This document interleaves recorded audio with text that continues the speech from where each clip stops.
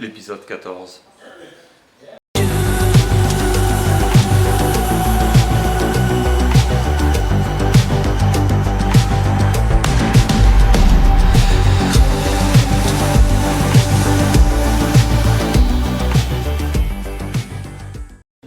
Déjà, je tenais à vous remercier pour m'avoir suivi sur l'épisode 13, le premier en français depuis 2022. Ça m'a fait extrêmement chaud au cœur de voir autant de réactions et surtout autant de monde regarder la vidéo en première. C'était super kiffant. Maintenant, ce qui se passe, c'est que vous avez pu le constater sur la fin de l'épisode 13, le moteur démarre. Il démarre, mais malheureusement, il ne démarre pas comme il devrait démarrer. Je m'explique. Il tombe bien sur ses 6 cylindres, ça c'est imparable, hein, vu qu'on a le signal qui arrive sur les 6 injecteurs et sur les 6 bobines. Mais je soupçonne le fait qu'il doit y avoir certainement une couille au niveau de l'avance à l'allumage. Normalement, le bar est donné à 10 degrés d'avance au démarrage et à régime soutenu, donc c'est-à-dire régime de ralenti d'origine du bar, on est aux alentours de 850 à 1000 tours minute.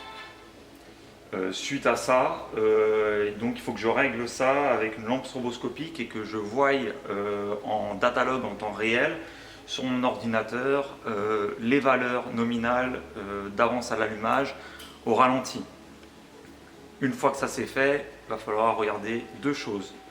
La première chose, voir si la pression nominale au niveau du régulateur de pression d'essence est bonne, sachant qu'elle a été tarée à 3 bars de pression lorsque les pompes sont allumées.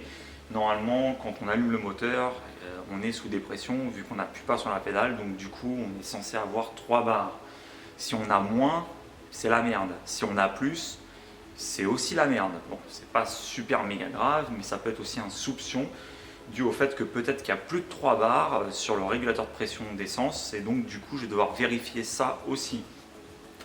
Si le problème ne vient pas du régulateur de pression d'essence, il y a encore une autre possibilité, c'est tout simplement la map au niveau de la VE, donc Volumetric Efficiency, au niveau de l'injection, tout simplement, un carto de délivrance d'essence qui doit être paumé.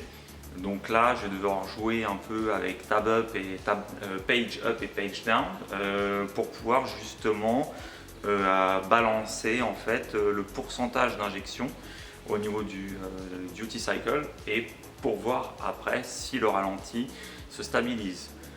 Au moins que le ralenti se stabilise et que l'AFR en tour au niveau du ralenti soit constant entre 14,7 et 14,5 parce que 14,7 c'est le point stoichiométrique, donc on est à 1,0 stoichiométrique au niveau de la lambda, et quand on convertit ça en AFR, donc en quantité air essence, on doit être en stoichiométrique à 14,7, alors que là je suis à 10,90, 11,50, pour le plus gros ça a été 11,50, et le plus riche que j'ai eu je crois que ça a été 10,80, 10,90. Je pense que vous l'avez vu dans cette vidéo là.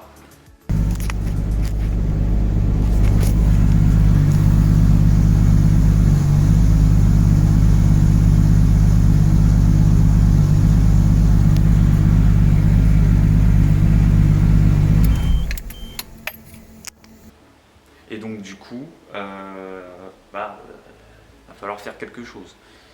Pareil, sur la dernière vidéo, vous avez pu constater que la pédale d'accélérateur n'est pas à sa place, hein. Donc c'est pour ça que je suis venu aujourd'hui, on est lundi, non, on est mercredi. Et donc du coup, le but aujourd'hui aussi, ça va être de fabriquer un bracket pour la pédale d'accélérateur pour la mettre en place. Comme ça, je n'aurai pas besoin de jouer avec mes mains, en même temps de checker mon ordinateur. Là, au moins, on aura une pédale qui sera au pied et on aura l'ordinateur sur les genoux pour checker justement la cartographie en temps réel et faire des data logging, des captures de données en temps réel sur la voiture. Donc voilà. Aussi un petit chose, n'hésitez pas à vous abonner, cliquez sur la cloche des notifications, abonnez-vous, mettez un pouce bleu, partagez au maximum. On a eu un record quand même historique sur la chaîne depuis bientôt 2 ans, sachant qu'il y a de ça 2 ans je faisais que des vidéos en anglais, là je me suis remis à faire des vidéos en français. Et en moins de 24 heures, on a eu pas loin de 119 vues, ce qui est énorme. Elle est encore en tendance à l'heure actuelle sur ma page, hein. C'est la vidéo qui a mis le plus de vues à tout le monde, avec 4000 impressions de gens qui sont venus regarder soit la miniature, soit regarder directement la vidéo.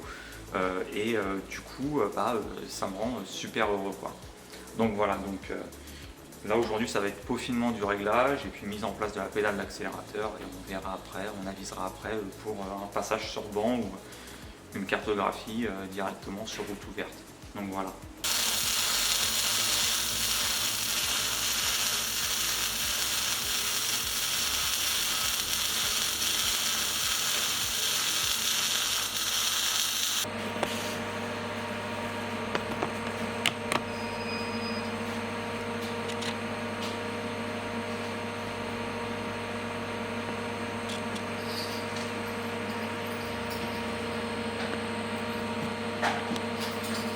Donc dans cette vidéo là, en fait ce qui se passe, c'est qu'on est en train de faire le changement des valeurs d'enrichissement à froid. Il faut savoir qu'on est aux alentours de 13,5 à entre 13 et 14,20 au niveau de la FR, chose qui est relativement potable. Voilà, on n'a pas trop de soucis à se faire dessus et c'est juste Autotune qui gère tout ça.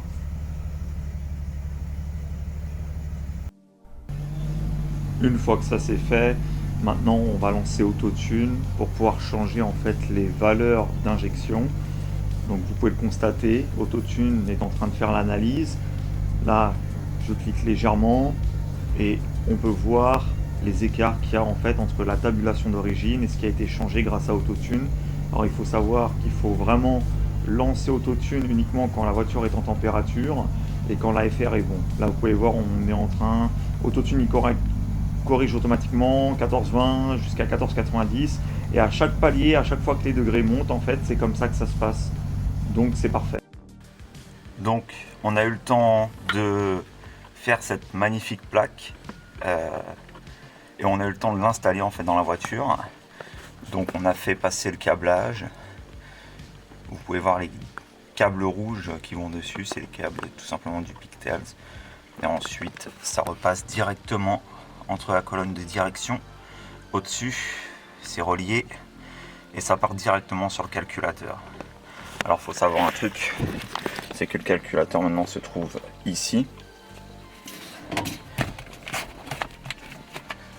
Il se trouve ici car en fait je suis en train de refaire la remise en place en fait de tout le faisceau côté passager.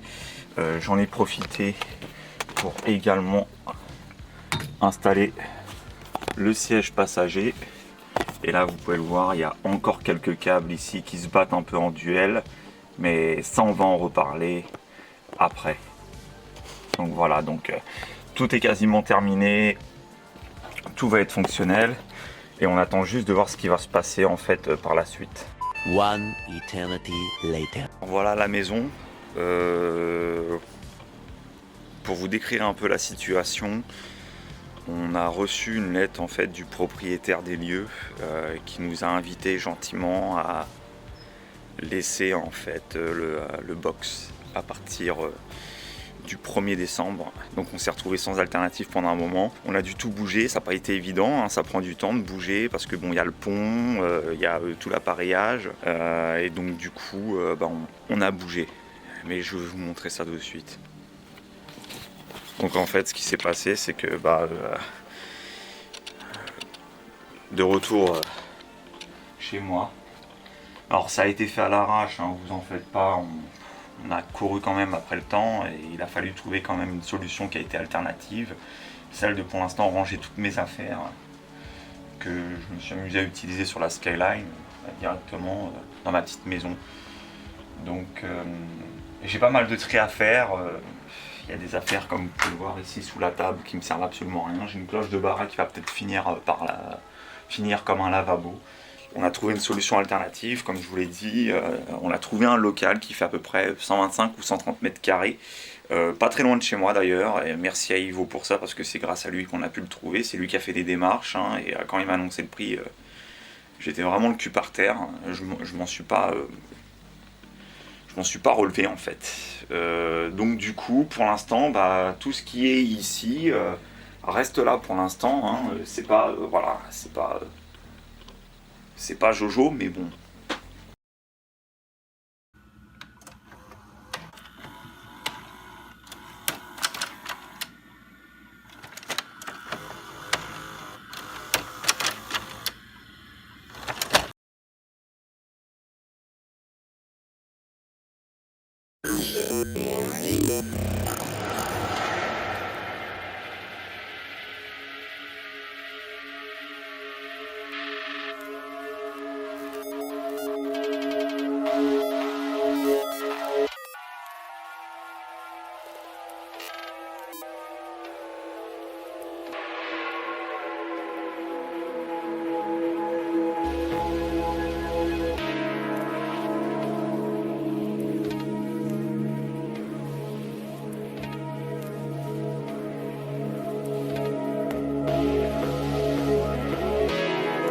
Unit 23 was an anomaly. An instance where the integration process failed. Unbeknownst to us, the human host was not viable, and over a period of time, he redeveloped free will. The program has since advanced exponentially. Our latest prototypes are already past beta testing. We hope this eases your concerns, and per our contract, you will continue to purchase all your weapons stock from us. And remember, DeadCorp cares about you. Can't resist, park it with the park assist. Know what my department is. Narcotics, pharmacist, farming shit. Crop a star dog, have to harvest it. Pile of chicks, when I spit this shit, it's just parlor tricks. So they say I got the gift, but don't know how to harness it. Vous l'avez constaté, la Sky est de retour à la maison. Alors ça n'a pas été évident, hein, parce que bon, primo il a fallu la descendre du pont. Deuxièmement il a fallu la démarrer. Voilà, voilà la vidéo.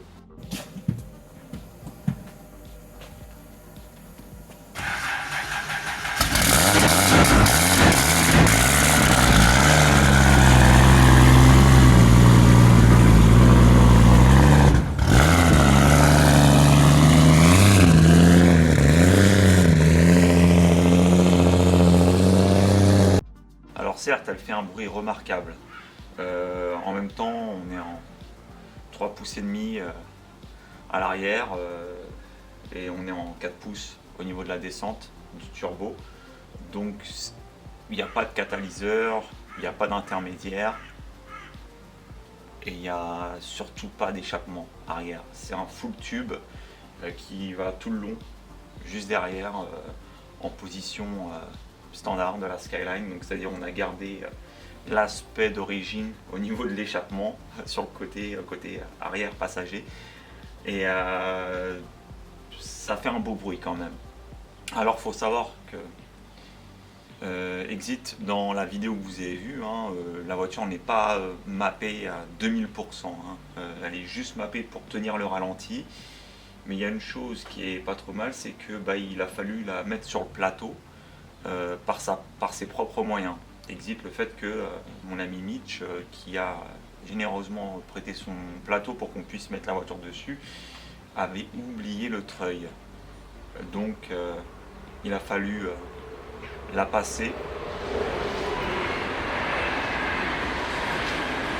Il a fallu la placer devant le plateau et puis la monter comme ça par ses propres moyens. Alors l'avantage d'avoir un Barra et surtout de l'avoir accouplé avec une Powerglide, c'est tout simplement le fait qu'on peut se mettre en premier rapport, hein, et puis appuyer légèrement sur l'accélérateur, mais vraiment léger, 1500 tours minute, même pas, la voiture commençait déjà à grimper la rampe. Et puis il a fallu la descendre. Alors bon, on a fait ça, il est très, très tard le soir, donc j'allais pas m'amuser à ameuter le quartier avec le Barra, donc du coup, on l'a poussée. Je me suis amusé à la redémarrer pour tout simplement la nettoyer, hein, la ramener dehors, puis la nettoyer parce qu'elle était quand même couverte elle avait une accumulation de saleté qui était propre à elle-même. Et du coup, il a fallu la nettoyer. Donc j'ai passé à peu près une bonne demi-heure, 1 heure à la nettoyer 2 fois à l'extérieur, hein, pour vous dire à quel point c'était bien encrassé. Et du coup, maintenant elle est resplendissante. La peinture que m'a fait Tristan est franchement admirable. Tout est sec, tout est lisse. Alors, je vais quand même nettoyer la baie moteur une bonne fois pour toutes parce que bon, il y a quand même des endroits où on a martelé, où on a passé des coups de marteau, on a dû retirer des protections, des supports, je crois de boîte à relais ou un truc comme ça côté turbo. Donc c'est pas super, mais on s'en bat les steaks, c'est une voiture pour faire du dragster, c'est pas censé être une chocard quoi. Le but avec ce bébé, c'est de passer les 1000 chevaux au sol et de faire bonnes sessions de drag à Santa Pod ou autre d'ailleurs pour tout simplement voir ce qu'elle a dans le ventre. Alors, tu as dû le remarquer, on a installé des durites de chez Curitech qui sont des durites plastique renforcé pour directement ramener tout ça sur le All Catch Tank. Et du coup, j'attendais cette pièce là depuis un moment. On s'était dit qu'on allait la fabriquer, mais honnêtement, il a une capacité d'1,5 litre. Alors il est posé temporairement parce qu'il n'est pas fixé sur les côtés, mais voilà quoi, au moins tout ce qui est vapeur d'huile partiront directement ici au lieu de partir partout sur le capot ou dans la baie moteur. Je vais te montrer un petit tour ce que j'ai pu faire dans la voiture et on va voir ça de plus près. Au niveau de l'intérieur, on va pas se mentir. Il y a des choses qui perdurent encore un peu. On va essayer de voir ça de plus près. Donc là, on a les 3 relais principaux. Le relais du calculateur qui est ici. Le relais d'allumage qui est ici. Et le relais d'injection, le 3e ici. On a un 4e relais qui est ici, que j'ai dû refaire les câbles. Voilà, ça, ce 4e relais en fait, c'est pour le ventilateur. On a des câbles qui sont en spirale ici, donc c'est du 5 volts pour la plupart. Alors là, c'est le launch control ici. On a un 5 volts ici pour fournir l'alimentation. On a 2 5 volts ici pour fournir les alimentations pour les 2 derniers capteurs qui restent. Et là, on a les derniers analogues, sachant qu'on a utilisé le analogue input 6 et input 5 pour 2 capteurs sur le moteur. Donc là il reste le 7 et le 8, donc on aura le 7 pour l'utilisation du capteur de pression d'huile et le 8 pour le capteur de pression d'essence. Voilà, une fois que tout ça c'est fait, tous ces beaux câbles ici, ça c'est pour le taco ici, hein, ce câble là, hop, si je le prends, on a marqué taco output, donc ça va être relié directement sur le compteur derrière pour avoir les données taco. Et puis là, c'est des câbles, voilà, c'est un peu le bordel.